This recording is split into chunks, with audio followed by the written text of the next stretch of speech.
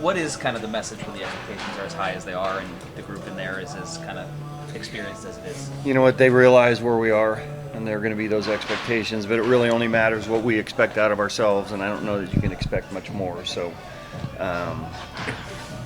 that was one thing I didn't have to touch on a ton, because everybody's here for a reason.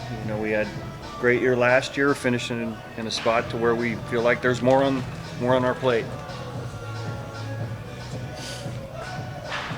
I'm sure you touched on this earlier, and so apologies for circling back, but what's kind of the plan on the right side of the infield early on, or how does that develop? How do you work through that? Well, there's a plan. Guys are going to have to move. Some guys are going to have to move positions, and they realize that too. It's not going to be, all the time. I think we feel like we have the roster to be able to mix and match a little bit and give some guys some days off, and we certainly have some guys on potentially that start on the bench this year that we're going to use quite a bit more. So, Kim's been taking a lot of ground balls at second. Crony's been taking a lot at first.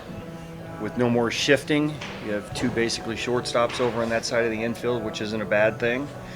It's just that take a few more reps to get used to some positions. Now, in Kim's case, he was over on that side of the diamond quite a bit with the shifting last year anyway.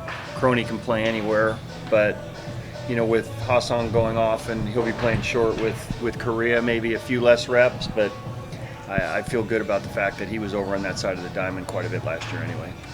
Mix and match on days off for Xander? Or? No, yeah. I mean, and then, obviously Kim would show up there, and Carpenter's going to play some first base too. We'll see how Nelson Cruz feels about doing more than DH, and he was taking some ground balls at first the other day too. So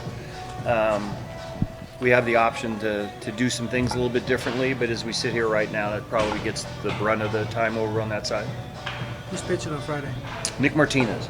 How long will he go? Probably 2.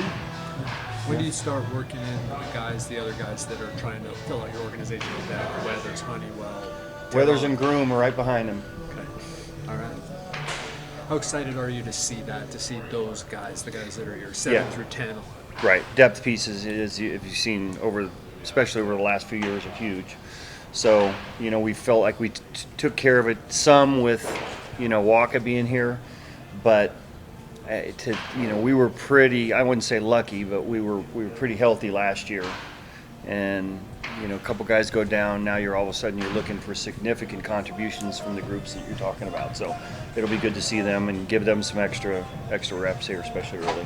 How often is it? Is it like virtually every year that you look back and you go, we wouldn't have made it this far if not for the innings from this guy, right. For this guy? Is that pretty common? Yeah, I mean, look, we started the season talking about how important our starters were, and how they took off at the beginning of the season, gave us probably a few more innings based on the 6-man rotation than maybe some others, and then at the end it was paramount again. So it means we got off to a good start with these guys. It means that they were in good condition the entire year, and that they were at the forefront again toward the end of the season and the postseason. What do you feel like you having a guy like Jay Groom? Yesterday you had him facing Manny and Xander and Nelson. What do you see in him? Look, it's a good arm. He's a very, very high draft pick. And, there's some deception to what he does. There's some play at the top of the zone, even though it might not be 98. Change up, breaking ball. It's kind of a first look for me. And when your first time out live, you're facing those guys. You get to face those guys. Your heart gets going pretty quickly. So that's another thing you see out of these guys is, how they respond. When you throw in bullpens and so forth, you can only see so much. Once you get in there and you're facing guys, especially guys like that, you see a little bit more of what they're made of. Blake has admittedly had slow starts to the season before. Would you guys do anything to try and help that this year? Yeah, I think he's pretty cognizant of the fact that, he's always there. His second halves are fantastic, but he probably did a little bit more this year to maybe get started in a little better fashion and maybe, try to add some consistency throughout the entire season. And part of it last year was health. He got off to a slow start with us.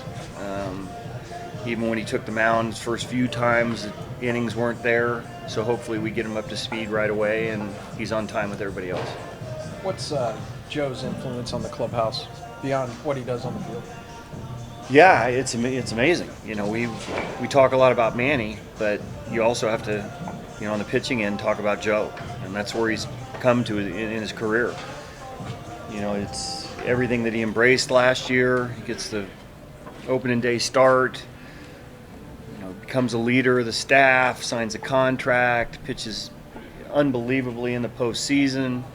And then this off season, you know, the mini camp week was Camp 44 because it was all his idea.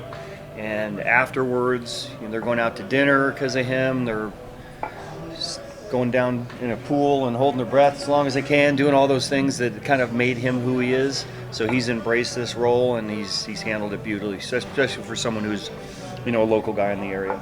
In the grand scheme of things, how quickly did that develop? A couple of years ago, he wasn't necessarily. Right. Yeah. It happened pretty quickly.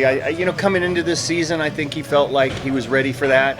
I think the opening day start was huge for him to perform like that in front of the home crowd and full house, and you know, the team that he was facing shut him out.